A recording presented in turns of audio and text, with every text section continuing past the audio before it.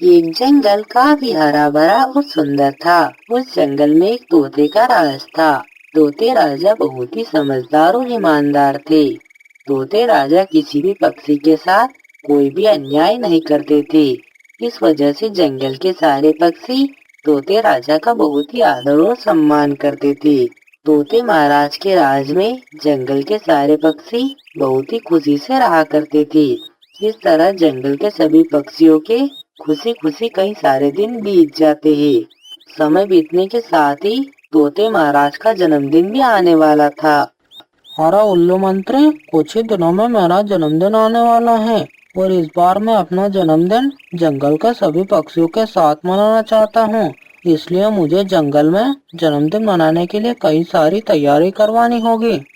हाँ तोते महाराज, आप ठीक कह रहे हो, लेकिन आप तो जानते हो ना कि हमारे जंगल में तो टूनी चिड़िया और कालू कौवा दोनों जंगल के पक्षियों के जन्मदिन मनाने और शादी ब्याह जैसे सारे काम करवाते हैं। हमें इन दोनों में से किससे आपके जन्मदिन की सारी तैयारियां करवानी चाहिए? उल्लू मंत्री, मुझे कालू कौवे से ज्यादा टूनी चिड़िया पर भरोसा है, इसलिए तुम टूनी चिड़िया को यहाँ मेरे पास बुलाकर लेकर आओ। मैं टूनी चिड़िया को अपने जन्मदिन की तैयारी की सारी जिम्मेदारी दे दूंगा। ठीक है तोते महाराज, मैं अभी टूनी चिड़िया को यहाँ पर बुलाकर लेकर आता हूँ। और फिर उल्लू टूनी चिड़िया को महाराज के पास लाने के लिए टूनी चिड़िया के घर पर जाने लगता है। और फिर कुछ ही देर में उल्लू टूनी चिड़िया को तोते महाराज के पास लेकर आ जाता है। तोते महाराज, क्या काम है आपको मुझसे? आप बस हुक्म कीजिए।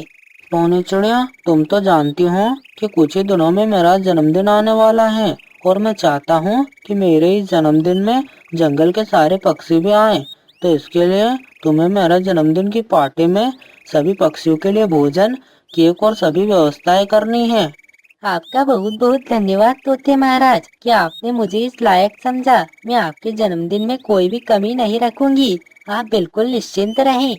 टोनी चिड़िया, मुझे तुमसे यही उम्मीद थी। अब तुम जल्दी से मेरे जन्मदिन की तैयारियां शुरू कर दो। और फिर इसी तरह कुछ दिन बीत जाते हैं। टोनी चिड़िया जन्मदिन की तैयारी करने लगती है।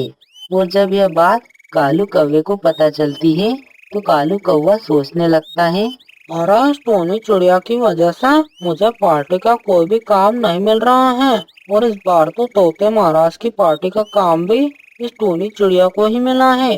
अगर मैं इस टोनी चिड़िया को इस जंगल से बाहर निकलवा दूं तो इसके बाद मुझे ही पूरे जंगल में पार्टी का काम मिलेगा। और फिर कालू कौवा टोनी चिड़िया को जंगल से बाहर निकालने की योजना बनाने लगता है। अरे हाँ, मेरे पास ये तो बहुत ही अच्छा मौका है। अगर मैं तोते महाराज की पार्टी को किसी तरह खराब करवा दूं तो सारा इंजाम टोनी चिड़िया पर आएगा और फिर तोते महाराज टोनी को जंगल से बाहर निकलवा देंगे। लेकिन मैं तोते महाराज की पार्टी को किस तरह से खराब करवा सकता हूँ? और फिर कालू कौवा तोते महाराज की पार्टी को खराब करने की योजना सोचने लगता है। कुछ देर सोचने के बाद कालू कौवे के दिमाग में एक योजना आती है। अरे हाँ, मैं तोते महाराज की पार्टी के भोजन में दवा मिला देता हूँ जिससे जंगल के सारे पक्षी बीमार हो जाएंगे और इसका पूरा इंजाम टूनी चिड़िया पर आएगा और फिर तोते महाराज टूनी चिड़िया को जंगल से बाहर निकाल देंगे। कालू कौवा ऐसी योजना बनाकर तोते महाराज के जन्मदिन की पार्टी का इंतजार करने लगता है। और फिर इसी तरह कुछ दिन बीत जाते हैं। आखिरकार तोते महाराज के जन्मदिन का दिन आ जाता है। टोनी चिड़िया ने तोते महाराज के जन्मदिन की पार्टी की सारी तैयारी कर ली थी। कालू कौवा अपनी योजना के अनुसार दवा की बोतल लेकर एक पेड़ के पीछे छुपकर देखने लगता है। और फिर जैसे ही सारे पक्षी जन्मदिन मनाने के लिए भोजन की थाल से थोड़ी दूर जाते हैं, कालू कौवा चुपके से भोजन की थाल में दवा डाल देता है। कालू कौवे को ऐसा करते हुए कबूतर देख लेता है। अरे ये कालू कौवा, पार्टी के भोजन में ये क्या मिला रहा है? ये भोजन तो जंगल के सारे पक्षी खाएंगे। अगर इस कालू कौवे ने इस भोजन में जहर मिला दिया होगा तो जंगल के सारे पक्षी मर जाएंगे। मुझे इसके बारे में टूनी चिड़िया को बताना चाहिए। और फिर कबूतर टूनी चिड़िया के पास आ जाता है। अरे चिड़िया बहन, क्या तुमने पार्टी के लिए बनाए हुए भोजन में कालू कौवे को कुछ डालने के लिए कहा था क्या? नहीं नहीं कबूतर भैया, मैंने तो कालू कौवे को ऐसा कुछ भी नहीं कहा। और आप तो जानते हो ना कि मेरी और कालू कौवे की थोड़ी भी नहीं बनती ही। टोनी बहन, मैंने देखा कि उस कालू कौवे ने आपके बनाए हुए भोजन में कुछ मिला दिया है, इसलिए मैं आपके पास आया हूँ। कबूतर भैया, आपका बहुत बहुत शुक्रिया। मैंने तो कालू कौवे को कुछ भी करने के लिए नहीं कहा। हमें जल्दी से तोते महाराज के पास जाकर उन्हें सारी बात बतानी चाहिए। और फिर टोनी चिड़िया और कबूतर तोते महाराज के पास आ जाते हैं। टोनी चिड़िया तोते महाराज से कहती है, तोते महाराज, कालू कौवे ने मेरे बनाए हुए भोजन में कुछ मिला दिया है, जिससे जंगल के सारे पक्षी मर भी सकते हैं। अरे टोनी चिड़िया, ये तुम क्या कह रही हो? और ऐसा करते हुए तुमने कालू कौवे को क्यों नहीं रोका? तोते महाराज, हम सभी पक्षी पार्टी की तैयारियां कर रहे थे, तभी चुपके से कालू कौवे ने पार्टी के लिए बनाए हुए भोजन में कुछ मिला दिया। और ये सब करते हुए कबूतर भैया ने अपनी आंखों से देखा है। क्या कबूतर, टूनी सच कह रही है? क्या तुमने कालू कौवे को ये सब करते हुए अपनी आंखों से देखा है? हाँ तोते महाराज, टूनी बहन सच कह रही है। मैंने ही टूनी बहन को बताया था।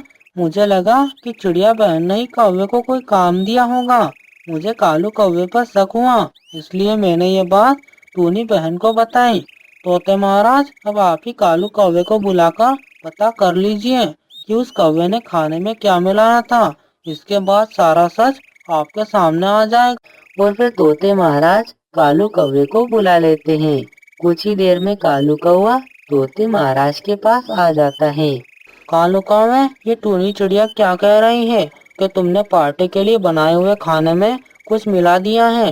क्या टूनी सच कह रही है?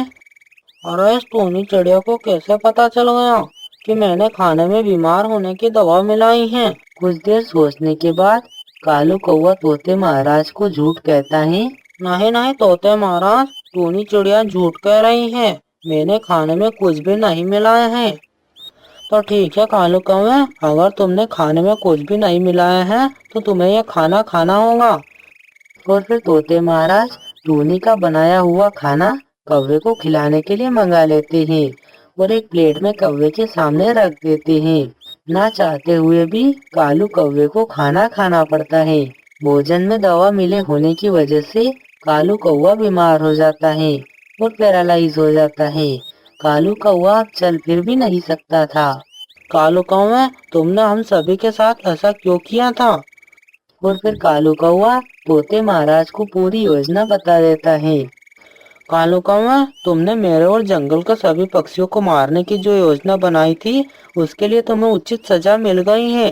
सैनिकों, इस कालू कौवे को अब तुम जंगल से बाहर छोड़ाओ। और फिर तोते महाराज के सैनिक कालू कौवे को जंगल से बाहर छोड़कर आ जाते हैं। और फिर कालू कौवा अपने बुरे कामों की वजह से वहीं पर तड़प तड़प कर मर जाता है।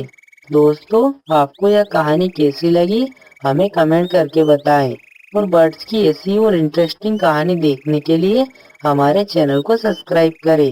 वीडियो को आखिर तक देखने के लिए आप सभी का दिल की गहराइयों से धन्यवाद।